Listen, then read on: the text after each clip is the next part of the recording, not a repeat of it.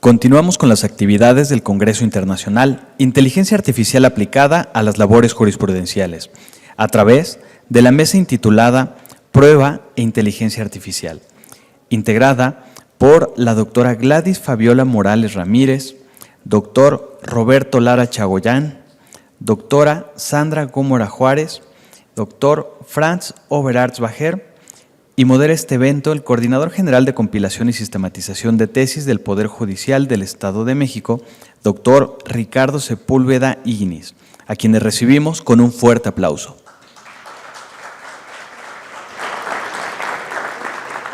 Cedemos el uso de la palabra al doctor Ricardo Sepúlveda Ignis, moderador de esta mesa.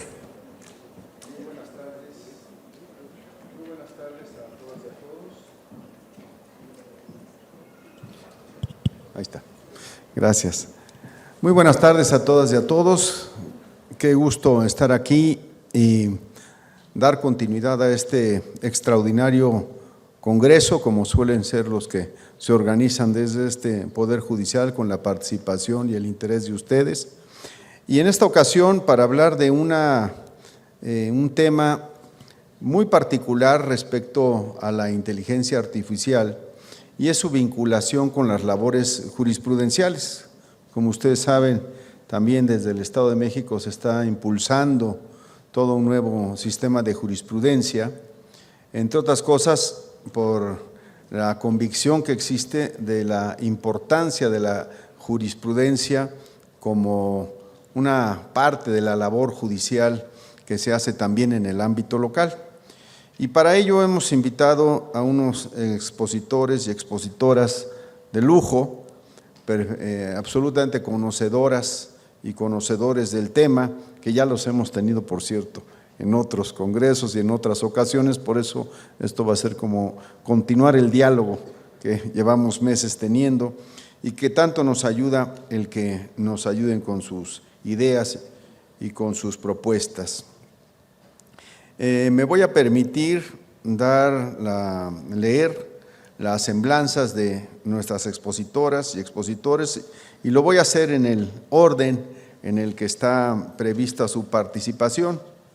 En primer lugar, vamos a tener la presentación de la doctora Gladys Fabiola Morales, que va a presentar de manera conjunta con el profesor, no sé si también es doctor Franz, supongo que sí, Franz Oberarts-Bajer, ¿lo pronuncié bien?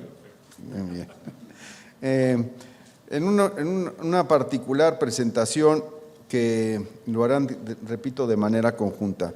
Muy rápidamente recuerdo a ustedes que Gladys Fabiola Morales, conocida nuestra y gran expositora en el tema de la investigación jurisprudencial, es maestra en Derecho por la División de Estudios de Posgrado de la Universidad Nacional Autónoma de México, licenciada en Derecho por la Universidad Autónoma de Chiapas, por cierto, y candidata a doctora en Ciencias Sociales por la Flaxo.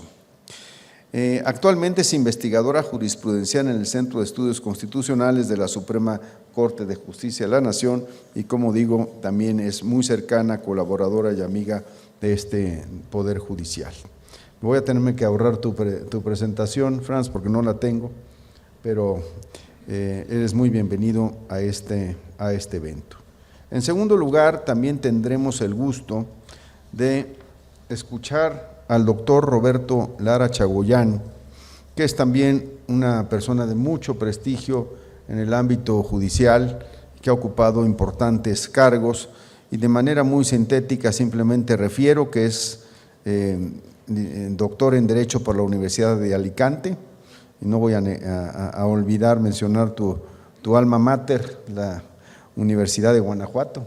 Roberto es de allá, y se ha desempeñado en varios cargos como director de Educación de la Procuraduría de los Derechos Humanos de Guanajuato, fue secretario de Estudio y Cuenta en la ponencia del ministro José Ramón Cosío, y luego fue el director del Centro de Estudios Constitucionales de la Suprema Corte, además con la particularidad de ser el fundador, el primer director de este Centro de Estudios Constitucionales, que ahora resulta tan importante por sus aportaciones. De manera ya más reciente, hace 5 años, está dirigiendo el programa de Derecho del del TEC de Monterrey, Campus Santa Fe. Y por último, y el aplauso vendrá para todos al final y todas, tendremos a la doctora Sandra Gómora Juárez, que es también buena amiga nuestra y muy prestigiada en sus investigaciones jurisprudenciales, especialmente en el tema del precedente. Ella, la doctora Sandra, es doctora en Derecho por el Instituto de Investigaciones Jurídicas de la UNAM y maestra en Derecho por la División de Estudios de Posgrado de la propia facultad. Actualmente es investigadora de tiempo completo en el Instituto también de Investigaciones Jurídicas de la Universidad Nacional y tiene otras obras, no voy a mencionar todas por cuestión de tiempo, pero claramente en sus líneas de investigación destaca el precedente judicial, filosofía del derecho, interpretación jurídica, derechos humanos y razonamiento judicial. Creo que con este elenco de participaciones vamos a tener un diálogo muy interesante, muy enriquecedor. Yo animaría que lo aprovecháramos y sin más le voy a dar la palabra. Bueno, se me olvidó invitarles a que les den un aplauso, por favor, a nuestros expositores.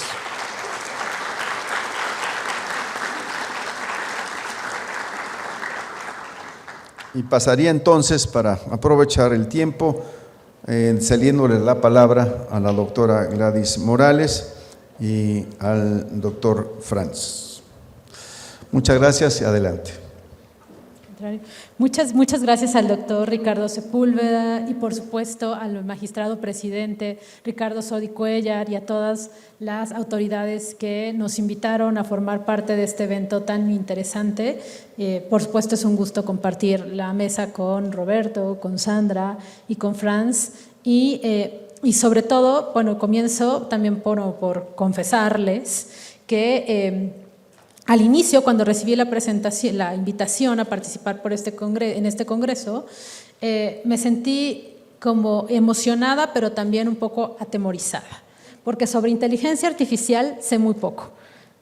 Con trabajo manejo realmente un teléfono celular, pero sé un poco sobre precedentes, entonces mi estrategia para abonar el tema era conversar con Franz, que sí conoce de inteligencia artificial, pero con quien además hemos trabajado otros proyectos que tienen que ver con diseños institucionales, modelos de gestión judicial y de alguna forma presentarles a ustedes una aproximación sobre el uso de la inteligencia artificial en la transmisión de precedentes que uniera tanto aspectos teóricos, sobre todo sociopolíticos de la transmisión de lo que implica la transmisión de precedentes judiciales en las jerarquías y en sistemas federados y un poco insertar las discusiones o las aportaciones que pueden introducirse desde el uso de la tecnología y por eso esta presentación contiene dos partes. Al inicio lo que quiero colocar como un tema paraguas y tiene que ver con por qué tener, o me parece, una mesa de precedentes en el marco de la inteligencia artificial. Y básicamente todavía en México el uso del término precedente judicial puede resultar problemático para algunas personas, para otras usamos o nos referimos al término precedente como un término teórico que abarca diferentes manifestaciones de la creación de derecho de fuente judicial, el derecho de las y los jueces, y que tiene unas manifestaciones distintas dependiendo de tradiciones, sistemas jurídicos específicos. Y en el caso de México, lo que encontramos es que no es casual que el término precedente como tal esté cada vez más presente en las discusiones y que no implica tampoco abordar la discusión sobre jurisprudencia, que es un uso particular al precedente vinculante. Justamente tenemos una tradición desde el siglo XIX de creación de precedentes en México, pero hoy en día, por diferentes modificaciones que no voy a conversar el día de hoy, tenemos sobre todo desde la Suprema Corte de Justicia un modelo de decisión judicial que se presenta como una decisión constitucional con perspectiva de derechos y con un sistema de precedentes. ¿Esto qué implica hablar de precedentes? Bueno, en principio, que si una Corte Suprema crea un precedente o establece un derecho de fuente judicial, reconoce un derecho fundamental a través de la jurisprudencia, establece límites a los ejercicios de los derechos fundamentales a través de la jurisprudencia, lo que se espera es que todas las cortes del país, cuando tengan el caso adecuado, lo apliquen. Esa es la expectativa de establecer o de crear precedentes. Y si lo vemos desde una parte, digamos, muy mecánica, si el derecho existe, entonces el derecho se conoce por las y los operadores jurídicos y cuando llega el caso adecuado se aplica. Sin embargo, lo que queremos proponer en esta presentación es que sobre todo, en particular, la transmisión de precedentes constitucionales implica un modelo que tiene muchas más etapas. No es para nada mecánico, no es para nada automático y tampoco es una decisión estrictamente individual. Al final, cuando tienes el caso en tus manos, es una decisión del la o el juez. Pero para que esos precedentes realmente se conozcan, se comprendan y entonces lleguemos al momento en la que una persona juzgadora está en posición de decir se aplica o no aplica este caso, lo distingo, lo rechazo porque no es vinculante, necesitamos pasar realmente por unas varias etapas que implican tanto la interacción de factores individuales como institucionales como contextuales. Para que el precedente se aplique, de inicio tiene que haber una estrategia de comunicación efectiva de la Suprema Corte de Justicia. Tiene que haber también, proponemos, una etapa de recepción del precedente que implica conocer el precedente. Y también tiene que haber, por supuesto, un reconocimiento institucional, sobre todo en los poderes judiciales estatales, sobre el valor de ese precedente como instrumento normativo. Y en ese reconocimiento del valor normativo del precedente, comienzan también ya a distinguirse o a identificarse factores o causas contextuales como el tipo de caso que estás manejando, el tipo de precedente, si es un precedente vinculante o orientador, si es un precedente aprobado por unanimidad o por mayoría, si es un precedente de la sala, del pleno, de un colegiado, o sea, ya comienzas, pero una vez que hay un reconocimiento tanto individual como institucional, o al menos eso proponemos, sobre el valor del precedente. Tienes que tener un caso concreto y finalmente vas a llegar al momento de aplicación. Pero si ustedes se dan cuenta, hay mucho más que tiene que pasar y hay muchas más, digamos, transformaciones institucionales que tienen que ocurrir para que una persona juzgadora conozca, comprenda y efectivamente decida si es aplicable o no un precedente a un caso concreto. Y esto tomando en cuenta que tenemos una Suprema Corte que resuelve más de 2,000 casos al año, que establece una serie de precedentes, que tenemos colegiados que también establecen precedentes, que tenemos órganos estatales que establecen precedentes y en el marco de eso, con una carga de trabajo inusual, en el marco de los 20, 30 casos que tiene que resolver una persona juzgadora, además tiene que darse el trabajo de conocer, no solamente que está en los códigos, en las leyes o en los tratados, sino también qué está diciendo la Corte, los colegiados, su pleno y otras cortes. ¿Cómo se introduce la inteligencia artificial en este modelo de multifactorial para la transmisión de precedentes? Bueno, Franz se los va a contar. Muchas gracias. Pues pasamos a la siguiente, no sé si les molesta si me paro, pero soy un poco desesperado. A ver, aquí la cuestión es la siguiente. Nosotros estamos partiendo de que hay 3 puntos centrales que tenemos que abordar para la cuestión de los precedentes en relación con la inteligencia artificial y la tecnología en general, no necesariamente con inteligencia artificial en específico. Y esto es, sin la adecuada transferencia de precedentes, el sistema se vuelve ineficaz. Entonces, nosotros podríamos estar pensando que se están emitiendo precedentes que son vinculantes y demás, pero si no hay una adecuada transferencia en un entorno en donde cada vez va a haber más volumen de precedentes, entonces llegará un momento en el cual la información es demasiado inmanejable. Digamos, el sistema norteamericano, estamos hablando de que la Suprema Corte está resolviendo menos de 100 casos por año, ¿no? Como bien Gladys lo comenta, la Corte en México maneja un volumen de casos mucho más importante.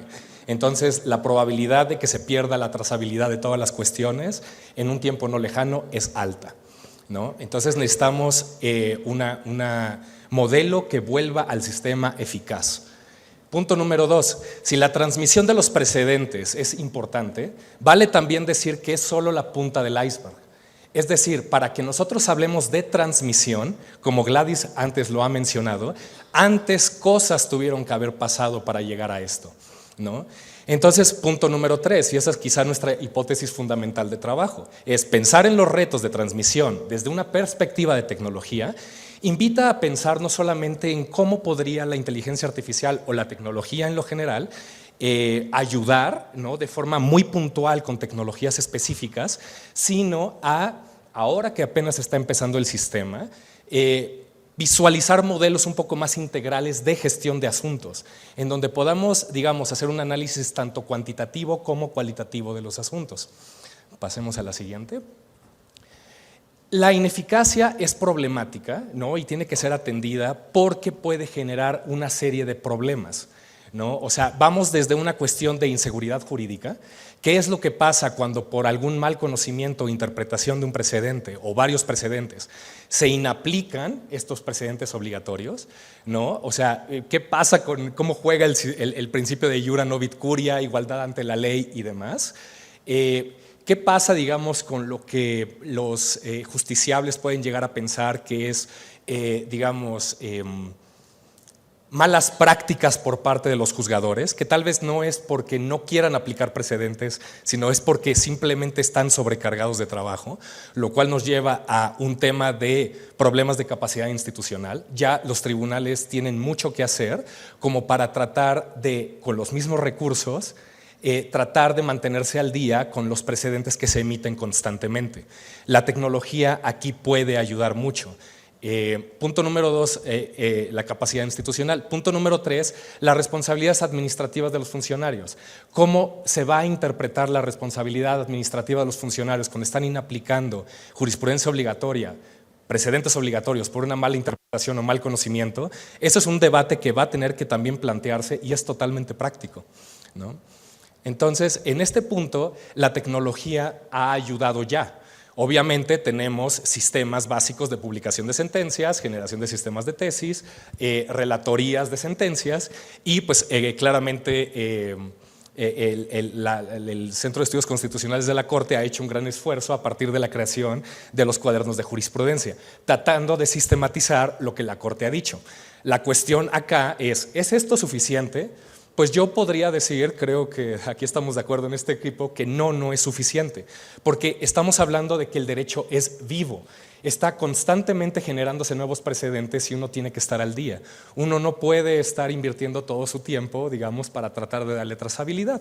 Entonces, no es suficiente, pero pues existen herramientas tecnológicas de distinta clase, ¿no? Estamos hablando de búsqueda semántica y árboles conceptuales, algo que pues ya en México hay algunas empresas que se encargan de hacerlo, tienen una serie de objetivos, casos de usos, pero también limitantes, que pueden ser complementadas con otra clase de herramientas, como por ejemplo las herramientas de procesamiento del lenguaje natural y la automatización de procesos robóticos.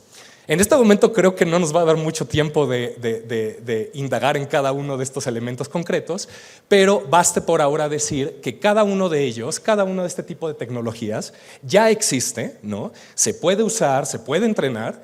Tiene objetivos muy particulares y así como tiene casos de uso para la cuestión de la tramitación de precedentes, también tiene limitantes, ¿no? Entonces, por eso nosotros subrayamos aquí el uso de herramientas complementarias, porque donde algunas fallan, las otras complementan.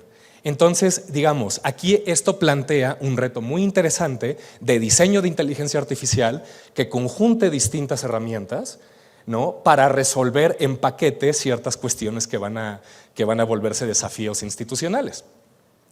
Entonces, ¿cuál es la tesis fundamental de esta presentación? Es la tecnología ahí está. Ay, quizá se le puedes poner pausa. Hace rato tuvimos un problema técnico. La tecnología ahí está, pero creo que esto es un debate que no es tanto a nivel tecnológico. Este es un debate también a nivel de administración. Esto es un debate administrativo de cómo los tribunales están invirtiendo en entender cada una de las fases, desde la captura de datos, la definición de variables, la forma en que el tipo de bases de datos que se aprueban, ¿no?, para tratar de gestionar estas cuestiones. Nuestra propuesta es el uso de almacenamiento en bases vectoriales, básicamente como ChatGPT.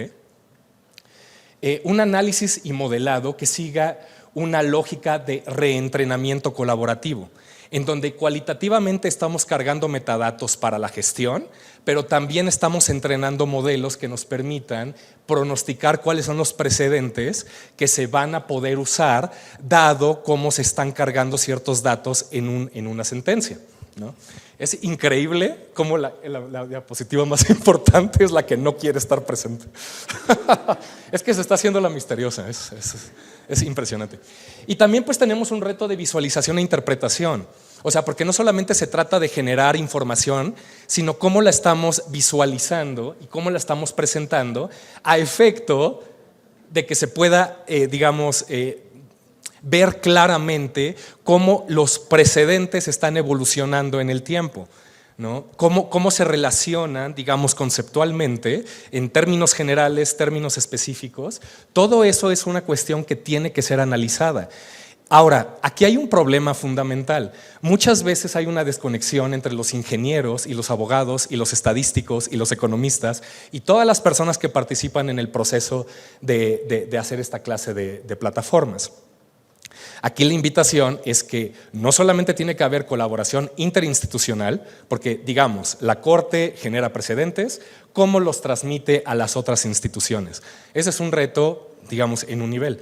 Pero también al interior de cada una de estas instituciones es quién está también trabajando con la información, quién está proponiendo cómo visualizar, qué tipo de información captar, etcétera, etcétera, ¿no? Esto es algo que los ingenieros no pueden hacer y que necesitan necesariamente el complemento de los abogados.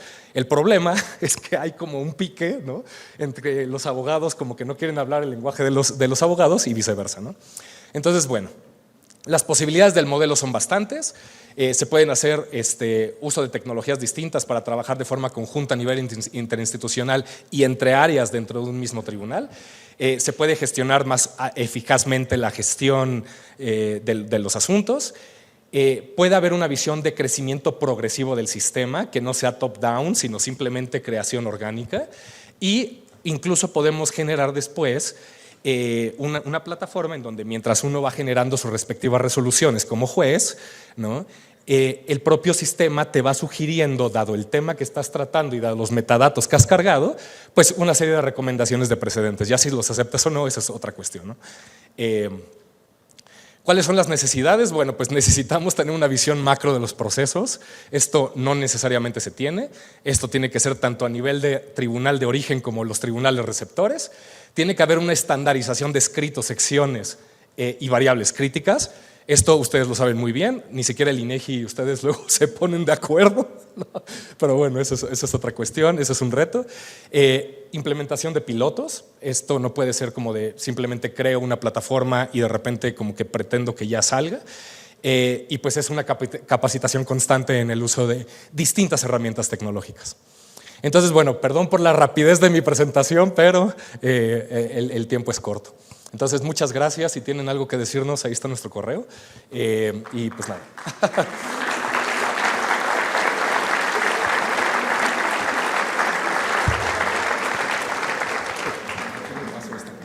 Muchas gracias a la doctora Gladys, a Franz, por su presentación. Yo creo que, no vine yo aquí para glosar, pero si me permiten decir dos comentarios.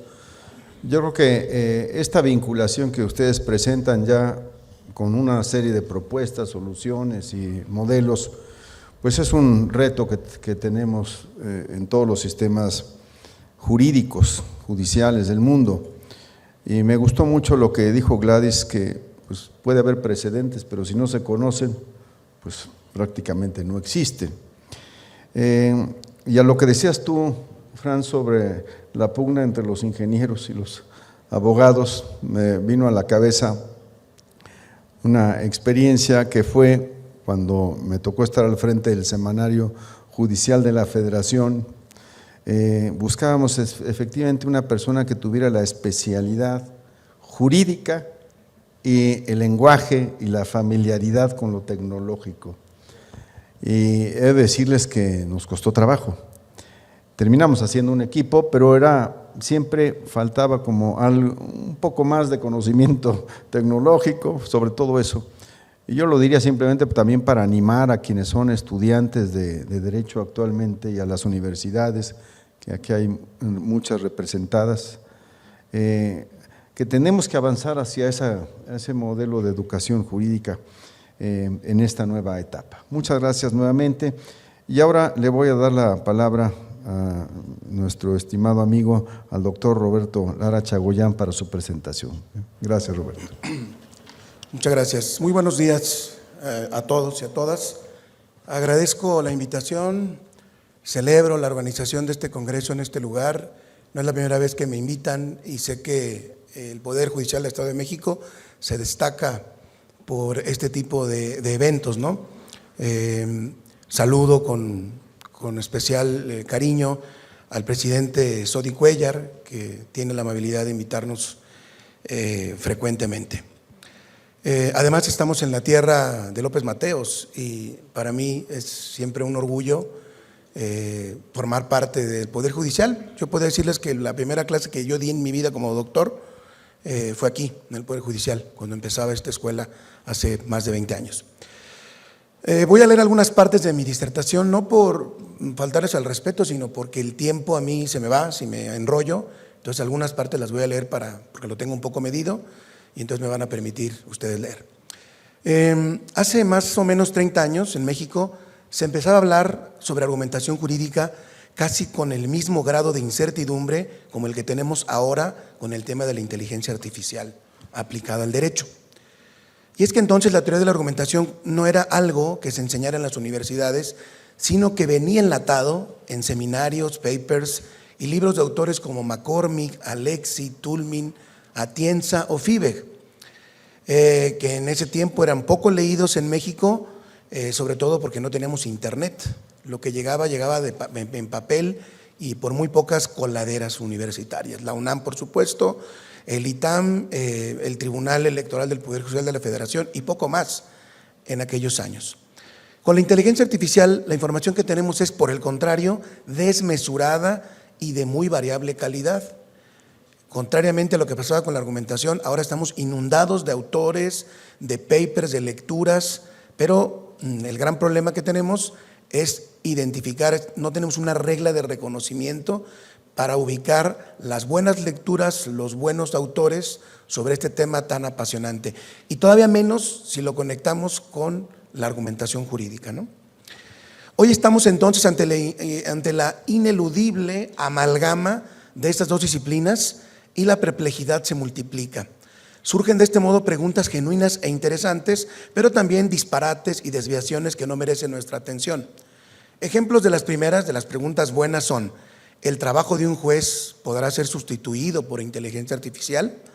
¿En qué medida la inteligencia artificial puede ser un auxiliar de la argumentación jurídica o de los argumentadores jurídicos? ¿La inteligencia artificial puede producir realmente eso que llamamos razones? ¿La inteligencia artificial podrá suplir deficiencias típicamente humanas como la subjetividad o la parcialidad en los procesos argumentativos? Y ejemplos de las segundas, de las preguntas que no merecen nuestra atención, serían: ¿llegaremos a sustituir a los juristas en general por replicantes al estilo, al modo de Blade Runner? ¿La justicia será sustituida por aplicaciones en el teléfono celular? ¿Desaparecerá la carrera de Derecho y será sustituida por alguna rama de la ingeniería? ¿El derecho dejará de ser necesario gracias a la inteligencia artificial? Como pueden ustedes ver, estas preguntas sencillamente no merece la pena detenerse en ellas. Ante un cúmulo realmente considerable de información contradictoria y desordenada, y dado que nuestro auditorio está integrado fundamentalmente por jóvenes, me propongo a presentar una serie de consideraciones que nos ayuden a ordenar la discusión con el fin de no de resolver las grandes preguntas como las que he estado mencionando, además esto apenas empieza, sino lo que trato es algo más modesto. Quisiera identificar con algo de seriedad los problemas más importantes. Para ello quiero seguir la máxima atribuida a Russell Ackoff: un problema bien planteado constituye la mitad de la solución, aunque eso también se lo atribuyen a otros pensadores, pues este es uno de ellos, ¿no? Yo creo que en la argumentación jurídica esa es una máxima muy aplicable, muy clara. Uno argumenta mejor cuando entendió el problema. Y si ahorita el problema es ver las relaciones entre inteligencia artificial y argumentación jurídica, pues yo creo que hay que entenderlo bien, ¿no? Bueno, voy a dividir en 3 partes mi presentación. La primera voy a establecer rápidamente, de manera muy superficial, pero apoyándome en bibliografía seria, algunos conceptos y nociones básicas tanto de la inteligencia artificial como de la argumentación jurídica. En segundo lugar, voy a plantear 2 hipótesis interesantes: la hipótesis de la sustitución, es decir, la inteligencia artificial podría sustituir a los jueces, y 2, la hipótesis de el apoyo, es decir, el uso de los algoritmos como apoyo a la decisión judicial, y por supuesto hablaré de los desafíos de cada uno de los escenarios. Y finalmente, en la tercera parte, voy a dibujar una perspectiva que viene hacia el futuro y por qué discusiones serias habremos de pasar. Punto número 1, conceptos y nociones básicas sobre argumentación jurídica. Una primera acotación o acotamiento que yo sugiero es que no partamos de teorías fantásticas o derivadas de la ciencia ficción, que a mí me encanta la literatura de ciencia ficción y me fascina, pero es un error metodológico partir de ahí. Entonces yo les aconsejo a ustedes, jóvenes, estudiantes de Derecho, que no partamos de las distopías como la de Un Mundo Feliz de Aldous Huxley, o la de 1984 de Orwell, o la de Fahrenheit 451 de Bradbury, para empezar a acomodar nuestros datos de investigación sobre inteligencia artificial y argumentación jurídica, porque aquí corremos el riesgo de tergiversar la realidad con tal de acomodarla a las teorías. Hay un principio metodológico en ciencia que dice que hay que hacer lo contrario, no se puede teorizar sin datos. Primero debemos tener los datos reales, los datos convincentes, los datos duros, extraídos de fuentes fidedignas, y a partir de los datos hacer una teoría. Entonces, primero datos, primero información y luego teorización.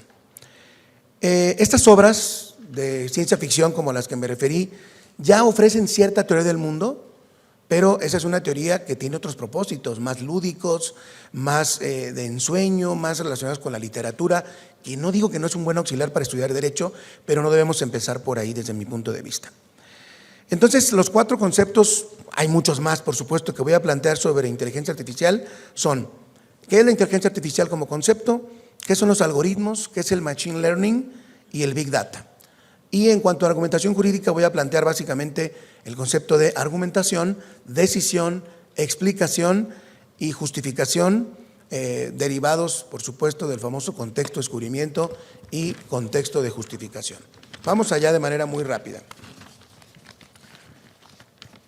En sentido muy amplio, inteligencia artificial hace referencia, es una expresión, digamos, que en sentido figurado hace referencia a determinadas aplicaciones informáticas que procesan la información de un modo automatizado, produciendo resultados que denotan inteligencia. ¿De acuerdo? Esto lo dice Surden. Y de forma más acotada, la inteligencia artificial se refiere a un campo de investigación y desarrollo en el que convergen diversas ramas del conocimiento, cuyo propósito no es solo comprender, sino construir entidades inteligentes. Eso sería el primer punto. Inteligencia artificial es eso, ¿no? Es una imitación de la inteligencia humana. El concepto de inteligencia es un concepto propio de los seres humanos. Entonces, por eso reitero que se trata de un sentido figurado. En todo caso, sería una especie de imitación de la inteligencia humana. Algoritmo. Por un algoritmo, muchas veces la gente intercambia los conceptos de inteligencia artificial con algoritmo, pero no son intercambiables. Es más bien una relación de todo aparte, de género y especie. Es decir, es mucho más grande la inteligencia artificial que un algoritmo. Un algoritmo es una parte de la inteligencia artificial, dice, por ejemplo, Berk. En la medida en que el algoritmo expresa el modo en que la información es procesada hasta producir una determinada respuesta. Los algoritmos son simplemente reglas sistemáticas para la solución de problemas que, sobre la base de determinadas premisas, conducen a una conclusión. La inteligencia artificial implica, por lo tanto, el uso de algoritmos capaces de interactuar con su entorno, estrictamente con los datos generados por dicho entorno, y buscan dos objetivos: aprender y adaptarse. Un ejemplo muy sencillo es el programa que tenemos todos instalados en las computadoras para detectar el spam. El spam, es decir, los correos no deseados, es un algoritmo que simplemente detecta ciertas entradas para eliminar o discriminar correos no deseados, ¿no? Con alguna palabra que el programa predetermina. No sé, si usted está trabajando en el Poder Judicial del Estado de México y el tribunal no quiere que veas porno en tus horas de trabajo, entonces todas las entradas que empiecen con sex, o que empiecen con porn, o que empiecen con desnudo, o con naked, en fin, te las va a bloquear y va a mandar a spam todos esos correos, ¿de acuerdo? Es un ejemplo. Y este es un programa muy sencillo, pero también muy fácilmente superable, porque basta con que sustituya los términos, el que está buscando, ¿de acuerdo?, para poder penetrar esa barrera. Entonces aquí entra el segundo concepto, Machine Learning. El Machine Learning es una característica de ciertos algoritmos que precisamente resuelven los posibles atajos que acabo de referir con relación a los algoritmos. Tratan de evitar la información de palabras discriminantes. Estos algoritmos con Machine Learning poseen la capacidad de modificar sus elementos automáticamente a través de la incorporación de nueva información. Esto conduce a esta idea que se conoce en el medio como Machine Learning, así como considerar la importancia de los datos y su cantidad en la construcción contemporánea de la inteligencia artificial. Tercer gran concepto, Big Data. Big Data no es otra cosa que una disponibilidad de una ingente cantidad de datos en constante expansión, fruto del estado sociotecnológico de las sociedades contemporáneas. Por cierto, no le estoy dando crédito al autor en el que me estoy basando, el principal autor. Traté de leer varias cosas, pero ese es un autor que se apellida Vignore Fouquet, es español y tiene varios avances más o menos serios o de última, digamos, generación que yo pude discriminar entre mucha información sobre la inteligencia artificial relacionada estrictamente con la argumentación jurídica. Por cierto, es de Alicante, pero no es de la facultad donde yo estudié, no es alumno de Atienza, viene de otro campo, pero sí de la Universidad de Alicante. De manera más precisa, Big Data es un fenómeno cultural, tecnológico y académico basado en la interacción de una tecnología capaz de generar, manipular ingentes cantidades de información y también se preocupa por la importancia del análisis de dicha información para la toma de decisiones sobre asuntos relevantes. Y una tercera característica del Big Data es que se trata de le llama el autor una mitología a que se confieren estas nuevas formas de aproximación al conocimiento y le van a dar un aura de objetividad previamente determinable, ¿no? Y como dice el autor, prácticamente inalcanzable. Con estas nociones voy ahora a tratar de pasarme al lado de la argumentación jurídica, porque estas 4 nociones van a tener un puente con los temas centrales de la argumentación, o algunos de ellos. El primero, ¿qué es una argumentación? Vean la proximidad de los significados. La argumentación también es un procedimiento mediante el cual se toman decisiones, se resuelven problemas con base en ciertas razones, que le llamamos premisas, ¿de acuerdo?, con un modelo inferencial. Hay muchos modelos inferenciales, el deductivo, el inductivo, el abductivo, etcétera, que nos permiten pasar a ciertas conclusiones, ¿de acuerdo?, que van a tener a nueva información a partir de las premisas dadas, y estas premisas dadas van a ser el fundamento de nuestra conclusión. Es cualquier concepto, noción de argumentación, más o menos va a ir por estos lugares. Yo soy alumno de Manuel Atienza, y Manuel Atienza, como ustedes saben, ha creado una teoría de la argumentación que a mí me parece abarcadora, que me parece muy satisfactoria en ese sentido, porque él apuesta por 3 dimensiones, o detecta 3 dimensiones de la argumentación, que son la formal, básicamente guiada por mecanismos lógicos o de deducción o de argumentación deductiva, pues, que nos permiten dar una primera aproximación. La dimensión argumentativa, la primera dimensión detectable es la lógica, la de la estructura del argumento, ¿de acuerdo? La del modus ponens, la del paso de las premisas a la conclusión, garantizado o propiamente garantizado por reglas de la inferencia, por reglas de la lógica formal. Pero también la argumentación tiene una dimensión material, que se preocupa por las premisas, por los contenidos de las razones que van a servir de fundamento para nuestra conclusión. Y en tercer lugar, también tiene una dimensión pragmática, en la que la dialéctica y la retórica tienen juegan un papel importantísimo, porque no solamente necesitamos un argumento que sea deductivamente sólido o que tenga una estructura lógica reconocible y unas premisas fuertes, verdaderas o válidas en el caso de las normas, sino que también convenza, persuada. Y la fuerza persuasiva del argumento es la que le va a terminar dando su carácter de buen argumento. Entonces, un buen argumento va a ser aquel que tenga una estructura lógica reconocible, unas buenas premisas y, por supuesto, que sea persuasivo para los oyentes. Segundo concepto importante, decisión. La decisión está acompañada o regularmente va acompañada de lo que conocemos como argumentación, porque las autoridades en el Estado de Derecho tienen que tomar decisiones de problemas jurídicos, de problemas sociales que se plantean ante los tribunales y que han de resolverse mediante las fuentes del derecho, ¿no? Bueno, pues no toda decisión está basada en argumentos, por lo tanto hay decisiones bien argumentadas, decisiones mal argumentadas y decisiones sin argumentación, desconectadas con razones. Pero esa ciencia es muy insistente en no confundir el trabajo o la decisión de un juez con la argumentación, ¿de acuerdo? Porque ciertamente todos los jueces deciden, pero no todos deciden con base en buenas razones. Por lo tanto, la decisión y la argumentación van a estar ahí muy vinculadas también con los procesos de toma de decisiones de la inteligencia artificial. Los otros conceptos importantes son el tipo de razones que tenemos. Razones explicativas, bueno, hay muchísimas, hay una tipología muy grande de razones, pero yo me voy a quedar con dos, porque están relacionadas justamente con el tema de la inteligencia artificial: las razones explicativas y las razones justificativas. Las primeras están ligadas al famoso contexto de descubrimiento. Estas razones se dan en un plano fenomenológico, también se le llaman motivos, ¿no? Se trata de ver cómo ciertas razones producen un resultado o son el origen, digamos, de una determinada toma de decisión. En cambio, la justificación o las razones justificativas están conectadas con el aspecto axiológico, valorativo, normativo de la decisión. No es lo mismo una decisión basada en la explicación que una decisión basada en la justificación. En términos de filosofía de la ciencia, o digamos de la teoría de la ciencia, ¿no? No es lo mismo una opinión o una corazonada, cuando uno trata de plantear científicamente un nuevo conocimiento, a una hipótesis, una propuesta científica que está basada en un corpus de conocimientos previamente analizado, sistematizado y ordenado.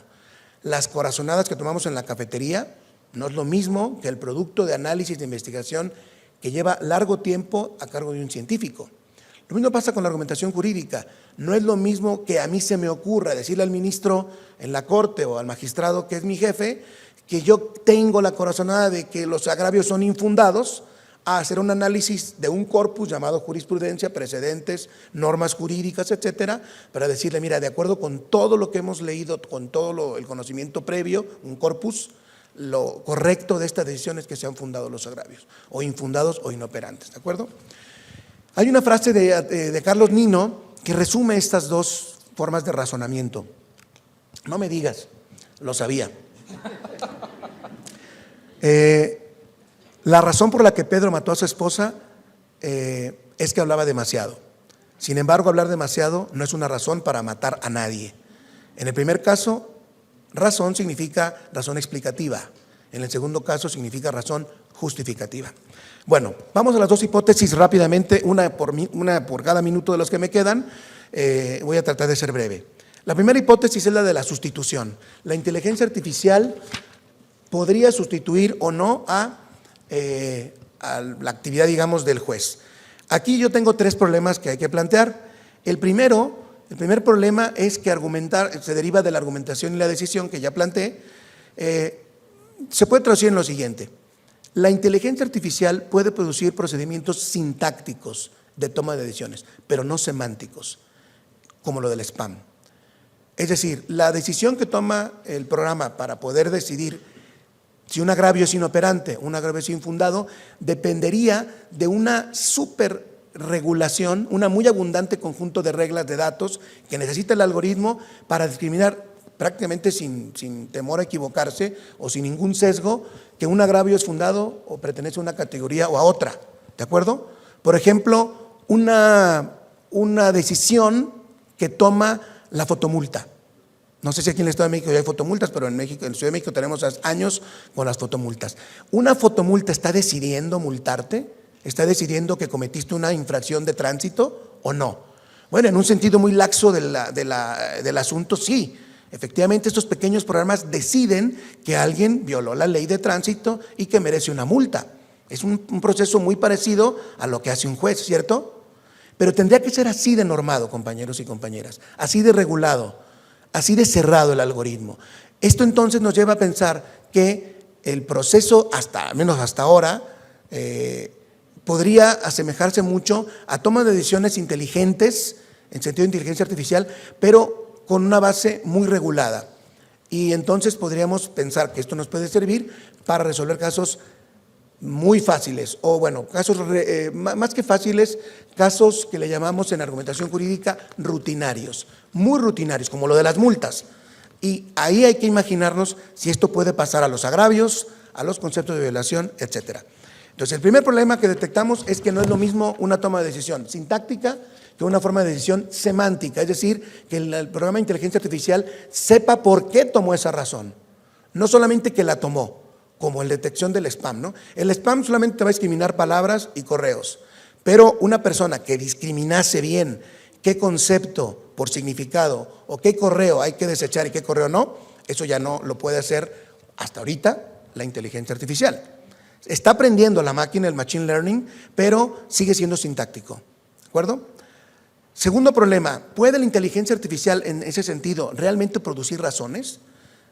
Aquí la palabra queda en el aire, la respuesta queda en el aire.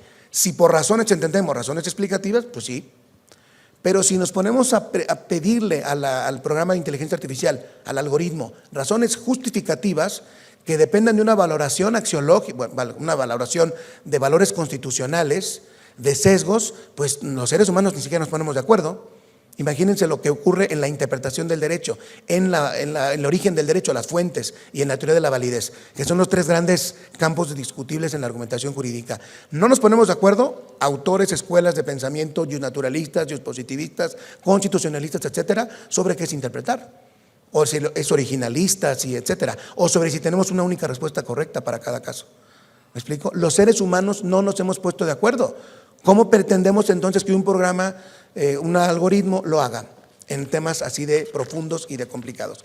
El tercer problema, no se trata solamente de explicar en el Estado constitucional de derecho, sino de justificar, como ya lo dije, ¿no? Este sería un tercer problema que nos conecta con un postulado teórico muy conocido, el de la única respuesta correcta, a la que detectamos en la teoría por lo menos 9 respuestas, que van desde que sí hay única respuesta correcta en el derecho, que lo diría el naturalismo, el positivismo del siglo XIX, hasta las corrientes escépticas del derecho, críticas, que dicen que es pura, que no existen respuestas correctas, sino que los jueces son estomacales y deciden, como dicen los realistas, lo que les da estrictamente su gana, que no hay nada racional en la toma de decisiones, sino que es pura voluntad política de los jueces, ¿de acuerdo? Bueno, paso a la hipótesis 2 y sus 3 problemas también rápidamente. La hipótesis 2 es, no tengamos tanta ambición de sustitución, sino que, ya termino, perdón. Yo escribí un libro sobre sanción y veo que la sanción ya me está llegando a la cabeza. Rápidamente, 3 problemas también de la segunda hipótesis. 1, opacidad. No se puede saber quién hizo el algoritmo y si el algoritmo es fiable, ¿de acuerdo? Hay un caso muy famoso en Estados Unidos que es el caso Loomis. Este es un programa de inteligencia artificial que se aplicó para la reincidencia de un señor que fue condenado. Él impugnó esta decisión precisamente denunciando la opacidad del algoritmo y se detectó que tenía un sesgo racial, que este algoritmo tiene más carga con las personas de afrodescendientes que con las personas blancas. ¿Qué les parece? Y esto provocó la inconstitucionalidad de la medida. Entonces hay tres razones de la opacidad, que no sabemos quién los hace porque no son transparentes, que la dificultad de manejo técnico es todavía muy complicada y los juristas estamos muy lejos de entenderlo, y que precisamente el Big Data multiplica la complejidad. Por lo tanto, esa es una buena razón para dudar de los algoritmos como auxiliares en la toma de decisiones. Segundo problema, vacíos argumentativos. No solamente tenemos problemas de opacidad, sino también de saltos que no están llenos ni siquiera por el derecho vigente. Lagunas axiológicas, lagunas jurídicas y lagunas de reconocimiento. ¿Por qué pensaremos que las lagunas del derecho van a desaparecer por la inteligencia artificial? No van a desaparecer, van a permanecer, pero queridos compañeros, alguien las va a rellenar. ¿Quién lo va a hacer? ¿La inteligencia artificial o quien opere la inteligencia artificial? Por lo tanto, el sesgo no se va a arreglar, en todo caso se va a multiplicar o se va a quedar más opaco. Hoy tenemos problemas para distinguir o resolver lagunas, pero por lo menos lo discutimos cara a cara. Cuando le metamos esto a un algoritmo, el algoritmo lo va a ocultar. Y tercer problema, y ya termino, algoritmos opacos combinados con jueces opacos. La inteligencia humana tampoco es perfecta, ¿cierto? También hay sentimientos, corrupción, política que intervienen en la toma de decisiones de los tribunales. No reina la paz en la toma de decisiones de los tribunales. La inteligencia artificial opaca mezclada con la opacidad humana sería terrible. Finalizo. Conclusiones como perspectiva. La hipótesis 1 queda pues reducida a casos demasiado fáciles o rutinarios. 2. La hipótesis 2 tiene estos desafíos a los que ya me referí, que no los voy a repetir. No se sabe a ciencia cierta si la inteligencia artificial será nociva o benéfica para la argumentación. Eso queda en el aire, ¿de acuerdo? Y las relaciones entre la argumentación jurídica y la inteligencia artificial están en pañales. Siguen explotándose y seguirán explotándose en el futuro. Termino rápidamente con esta reflexión que les dejo a ustedes en la cabeza. Hace 30 años, como empecé mi disertación, no se sabía a ciencia cierta a dónde llegaría la argumentación jurídica. No sabemos dentro de 30 años a dónde llegará esta relación entre argumentación jurídica e inteligencia artificial. Entonces podemos concluir que esto apenas empieza y que está en tremenda y en una brutal expansión, y que lo que digamos hoy, posiblemente el mes que viene, ya estará superado por nueva información, por nuevas tendencias, ¿de acuerdo? Por lo tanto, pues les dejo estas reflexiones y muchísimas gracias. Disculpen por abusar del tiempo.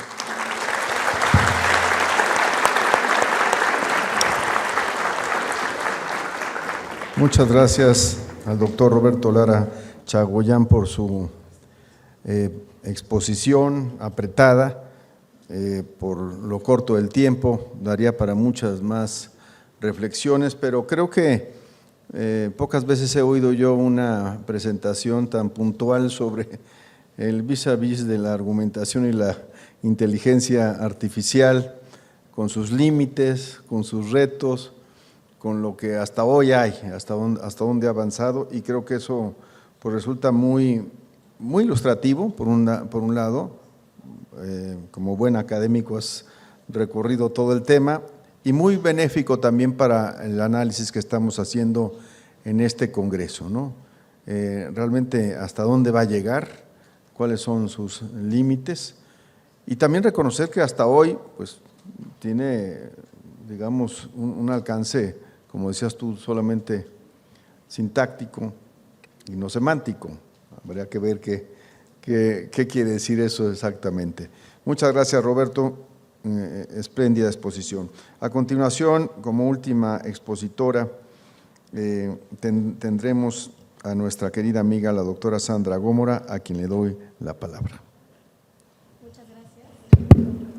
Muchas gracias, doctor Sepúlveda, por su amable presentación. Agradezco al Poder Judicial del Estado de México, al doctor Sodi,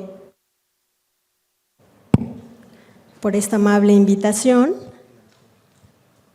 y por supuesto al doctor Abreu, también a las autoridades de la Escuela Judicial por organizar eventos de esta naturaleza que nos permiten a todos aprender y poder colocar los puntos de guía de ruta para analizar pues, los problemas que nos están presentando ahora las nuevas tecnologías. Como bien decía el doctor Sepúlveda, mis áreas de trabajo son principalmente razonamiento judicial y precedentes, y por supuesto me interesa mucho el impacto de la inteligencia artificial en el proceso de toma de decisiones en el ámbito judicial. Así que lo que me planteo hacer es un ejercicio exploratorio precisamente de la labor jurisprudencial frente a la inteligencia artificial. En ese sentido, quisiera tocar, digamos, 5 puntos en la que se estructura, digamos, esta ruta, que sería primeramente algún comentario nada más introductorio, visualizar un poco la labor jurisprudencial del constitucionalismo. En un tercer momento, hablar sobre la llegada de la inteligencia artificial y luego su aplicación al ámbito jurídico.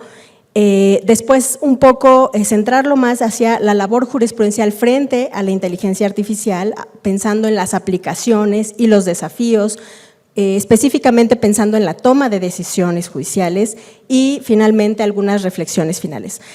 Soy afortunada porque precisamente todas las ponencias previas han tocado muchos de los puntos que ahora trataré de recuperar y espero poder lograrlo de manera exitosa. Y creo que lo más importante, iniciar comentando o poniendo la atención en que la labor jurisprudencial de los tribunales pues implica diferentes procesos de razonamiento que son complejos. Hablaba ya Roberto de la deducción, la inducción, la interpretación, la analogía, los ejercicios de ponderación y muchos otros procesos que explicaba el doctor Cáceres también en su ponencia. Y la idea o el planteamiento de la inteligencia artificial precisamente busca ofrecernos la posibilidad de generar respuestas coherentes basadas en la información disponible, y eso es muy atractivo en muchos sentidos, de modo que me parece importante desde el ámbito jurídico explorar la aplicación en estas tareas jurisprudenciales y en las diversas etapas de las tareas jurisprudenciales, para poder identificar no solamente toda la utilidad y el potencial que pueden tener, pero también los desafíos que pueden presentar.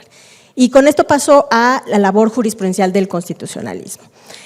Sabemos que partimos pues de que precisamente esta labor jurisprudencial tiene en el centro, ¿no?, y en la cúspide de la Constitución como norma suprema, y que entonces la resolución de controversias en el ámbito judicial va a partir de tomar en consideración esta norma suprema y cómo esta norma informa el resto de la normativa inferior. Pero además la integración de todos estos elementos, de las fuentes que toman en consideración los tomadores de decisiones judiciales, son información que van a procesar de una manera compleja. Hay diversas fuentes a las que van a recurrir, ¿no? Está la Constitución, están las leyes, están los tratados internacionales, están principios, pensemos por ejemplo en el principio pro persona, está la obligación del control de convencionalidad, es decir, hay una serie de responsabilidades y obligaciones que se combinan cuando se toman estas decisiones. Y entonces el proceso de razonamiento implica no solamente una actividad que conocemos como interpretación jurídica, que es muy importante en la creación de precedentes precisamente. Este proceso de asignar significados a ciertas categorías conceptuales, ¿no? Se mencionaba un ejemplo más temprano, ¿qué significa vulnerar los monumentos públicos? ¿Qué significa en el contexto de un caso específico vulnerar los monumentos públicos? Pues esa respuesta o ese ejercicio puede ser o parte de una aplicación directa de la norma jurídica, si está ahí la respuesta directa, o puede ser un proceso de interpretación, de asignación de significados. Pero también no basta con ofrecer una respuesta que sea satisfactoria, sino que además se tiene que justificar esa respuesta, que ya nos explicaba con mucha precisión Roberto sobre la necesidad de aportar razones que respalden esa decisión a la que se llega. Y toda esta serie, digamos, de procesos forman parte de la toma de decisiones en sede judicial y es nuclear para comprender la producción y la creación de precedentes judiciales, que son decisiones que contienen justamente estas respuestas, estos criterios interpretativos que van a permitir la resolución de casos futuros, en los que nos podemos basar para tomar decisiones en casos futuros. Ahora, la llegada de la inteligencia artificial tiene, por supuesto, muchos impactos genéricos en la sociedad, pero además impactos en el ámbito jurídico.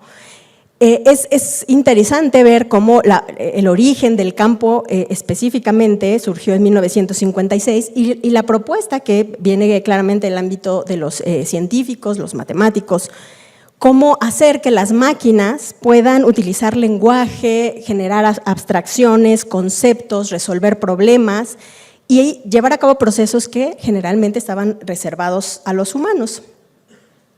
Y aquí es muy interesante mirar cómo hay dos posiciones fundamentales respecto de cómo se puede entender o definir la inteligencia artificial. Una posición, digamos, humanocentrista y otra definición mucho más, digamos, autónoma, ¿no? Por una parte, pensamos o se define la inteligencia artificial como alguna habilidad de una computadora controlada para realizar normalmente tareas que sean asignadas a seres inteligentes, tomando como prototipo de ser inteligente a la persona, como percepción visual, reconocimiento del lenguaje, capacidad de razonar, resolución de problemas, etcétera. O bien, si uno se concentra en esta definición que no está centrada en las personas, pues puede ser cualquier sistema capaz de percibir su entorno y tomar decisiones que maximizan sus oportunidades para lograr metas específicas. Esta introducción, digamos, el desarrollo que ha tenido la tecnología en este ámbito nos plantea desafíos muy interesantes y me parece, ¿no?, un poco identificando la literatura especializada, no solamente en inteligencia artificial, sino en su conexión con derecho, que de todas las posibilidades que ofrece hoy en día la inteligencia artificial, las que tienen que ver con machine learning y los modelos de lenguaje, ofrecen o destacan, digamos, por la importancia justo que tiene el lenguaje en la producción y la comunicación en el contexto, digamos, de las relaciones humanas, pero particularmente en el contexto jurídico. Entonces, un poco retomando esta cuestión de la machine learning, ¿no?, entendida así como un campo de la propia inteligencia artificial que se ocupa del desarrollo de algoritmos y que estos algoritmos pueden aprender de los datos y hacer predicciones para la toma de decisiones basada en esos datos, nos da una idea un poco del tipo de aplicaciones que podrían imaginarse hacia futuro sobre esta posibilidad en particular.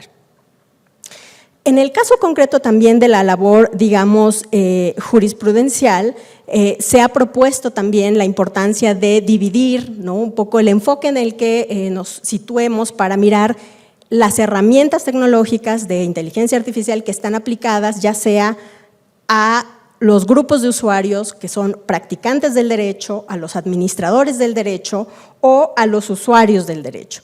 Y esto es importante debido un poco a esta gran cantidad de información que existe, ¿no?, ya disponible, que es tremenda, es muy vasta, y entonces poder identificar qué herramientas son las que son útiles para ciertas tareas específicas, por ejemplo, para los abogados litigantes, ¿no?, un poco que les permitan identificar dentro de grandes cantidades de información unos ciertos documentos específicos o la predicción de resultados jurídicos.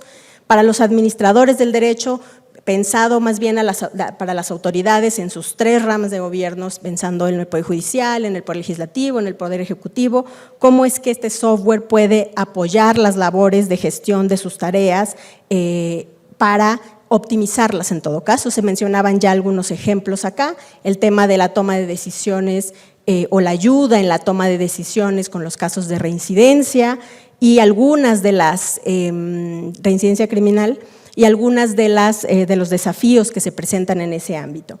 La recuperación también de información, el razonamiento basado en casos, la recuperación, decíamos, de los precedentes, por ejemplo. Y entonces, estos dos, digamos, campos, ¿no?, el machine learning o el ámbito también de los sistemas expertos, son casos, me parece, muy importantes, que ya tienen avances importantes que nos pueden dar bastante luz sobre este camino. Ya nos hablaba el doctor Cáceres de un caso muy concreto, que además de proyectos que llevan ya muchos años desarrollándose y trabajándose desde la interdisciplina, que precisamente son programas pensados para especializarse en temas específicos y están diseñados para la resolución de problemas. Pero estos sistemas inteligentes están alimentados precisamente con información de expertos, ¿no? De ahí que deban ser sistemas alimentados o no solamente estructurados con conocimiento técnico, sino con conocimiento experto en la materia específica, ¿no? El ejemplo que nos pone el doctor Cáceres es muy significativo, de una materia en particular en donde se ha hecho todo este desarrollo, y creo que clarifica también esta cuestión. Parece que es importante entonces, como ya lo veíamos en estos planteamientos, pensar en el proceso de toma de decisiones judiciales, y específicamente también en los sistemas del civil law, en etapas específicas, y hay algunas propuestas sobre cómo mapear estas etapas para entonces, a partir de esas etapas, mirar qué tipo de sistemas inteligentes podrían auxiliar o desarrollarse para la toma de decisiones en cada una de estas etapas.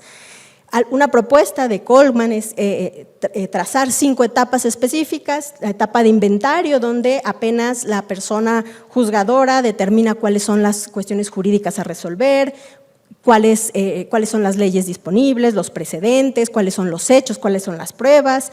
Después una etapa de selección en donde se establezcan precisamente cuáles son definidos desde el ámbito jurídico estos hechos, los puntos controvertidos, seleccionar esa información relevante para aplicarla. Después una etapa de evaluación en donde se valora todo este cúmulo de información, una etapa de decisión donde se aplican ya estas normas jurídicas, pero claro, aquí también interviene esta otra parte de la que hablábamos, todos estos procesos de interpretación que en la toma de decisión, y finalmente la etapa de redacción, en donde ya se ejecuta propiamente la redacción de la decisión final. La idea de este mapeo es que parece importante entonces tener una claridad de cuáles son las etapas de este proceso de toma de decisión para poder intervenir estas etapas, si así es, ¿no? Si se considera ya oportuno, con estas herramientas de inteligencia artificial. Paso entonces al punto de la labor jurisprudencial y la IA, aplicaciones y desafíos. Me parece que desde el recorrido, o a partir de todo el recorrido que ha tenido la inteligencia artificial, particularmente a partir de 1987, hay progresos tremendos que son bastante importantes para el modelado computacional, y cómo esos elementos clave del razonamiento, los que nos explicaba Enrique Cáceres, son fundamentales para poder traducir el lenguaje del derecho a el lenguaje de las computadoras y que sean capaces de producir respuestas o resultados que nos sean de utilidad. Hay entonces un subgrupo de desafíos, me parece importantes, que es preciso abordar con mayor detenimiento, abordar y desarrollar también con mucho cuidado respecto de todas estas aplicaciones. Un primer grupo tiene que ver con el papel de los sistemas de inteligencia artificial en la toma de decisiones.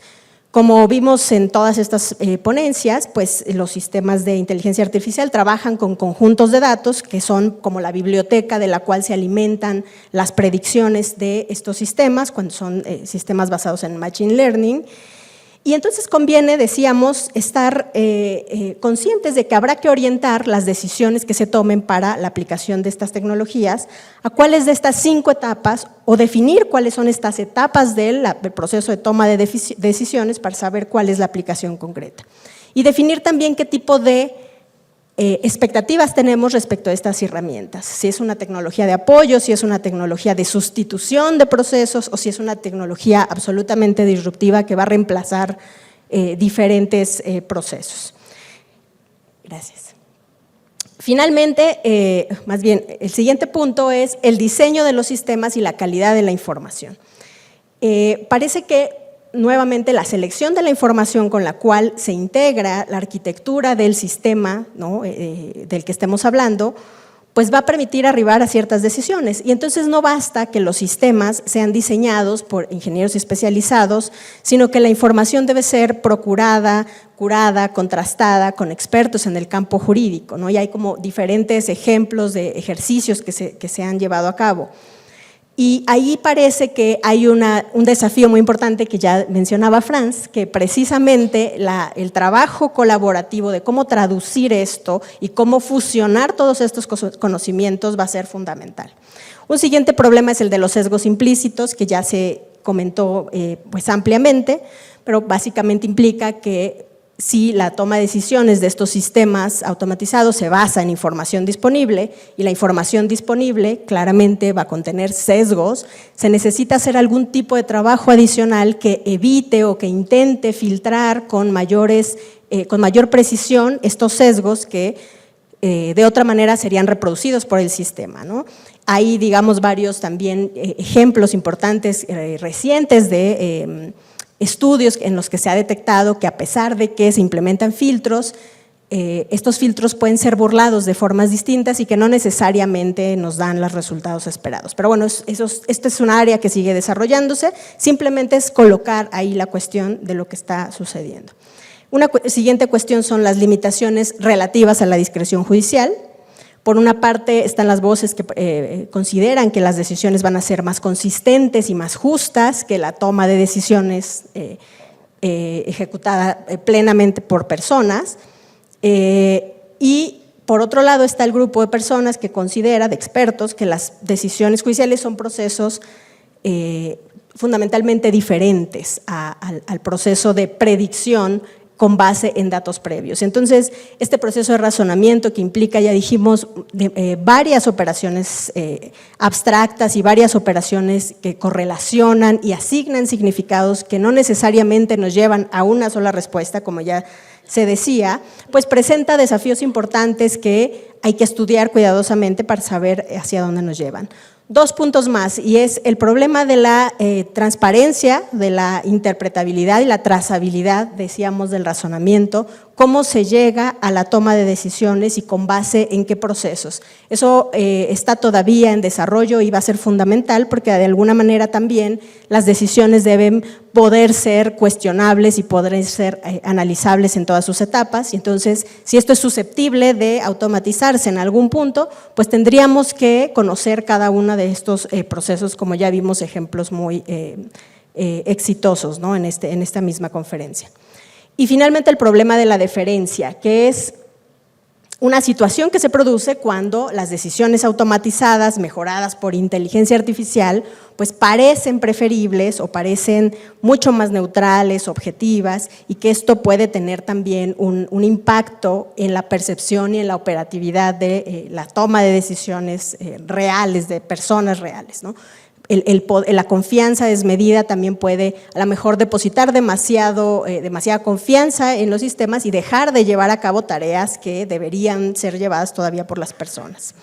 Entonces, me parece ya para cerrar con esto que es necesario no solamente entender las aplicaciones, los alcances y las limitaciones que tiene la inteligencia artificial y sus diferentes campos y además las diferentes aplicaciones que se pueden desarrollar dentro de estos subcampos para saber si va a funcionar de una forma, otra forma, qué se va a desarrollar, ya lo decía Ernesto hace rato, qué tipos si se va a hacer a partir de un conjunto de expertos o si se va a hacer con una empresa particular, si se va a reflexionar para incluso destinar recursos de manera permanente. Es decir, implica una serie de cuestiones que no hay que perder de vista y me parece que es importante volver a un poco poner en el centro la reflexión de que la toma de decisiones judiciales es fundamental para los sistemas jurídicos contemporáneos, la creación de precedentes es fundamental para la toma de decisiones y que necesitamos también tener conciencia de estos desarrollos, pero examinarlos cuidadosamente y trabajarlos cuidadosamente. Ya se hablaba aquí también que esto lleva tiempo y que además hay que trabajarlos seriamente, contrastarlos, alimentarlos, hacer pruebas, etcétera. Ya escuchábamos estos ejemplos del sistema Expertius que lleva años ejecutándose justamente en esta dimensión. Y me parece que hay un futuro y una perspectiva muy optimista respecto de todos los alcances y las expectativas que podemos tener, pero conviene también moderar nuestras ambiciones o nuestras pretensiones, siempre guiados, ¿no?, por esta información completa y por una visión crítica de quién, cómo y cuándo se van a ejecutar, en todo caso, pues las bondades de estos sistemas. Así que bueno, yo con esto cierro. Muchísimas gracias.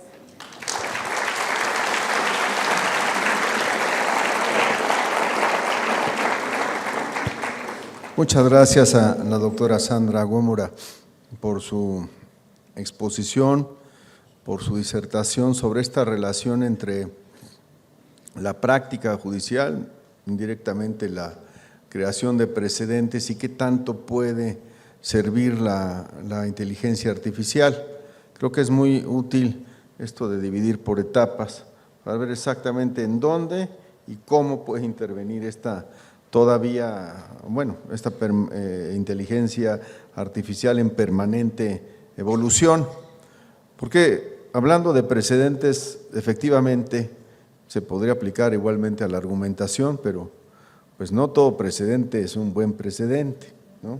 No todo precedente es claro, no todo precedente es convincente, los hay de muchos tipos y por supuesto que lo que querríamos es que la inteligencia artificial nos ayudara, por lo pronto yo lo veo así, a mejorar la función jurisdiccional, la creación de precedentes, ¿no? Pero todavía de la mano del ser humano, que es finalmente el que imparte justicia. Yo sí diría que hasta ahora, al menos así veo las cosas, es una herramienta útil, cada vez más importante, pero está en manos de quienes imparten, de quienes nos corresponde la tarea como seres humanos de hacer justicia, de alguna forma o de otra.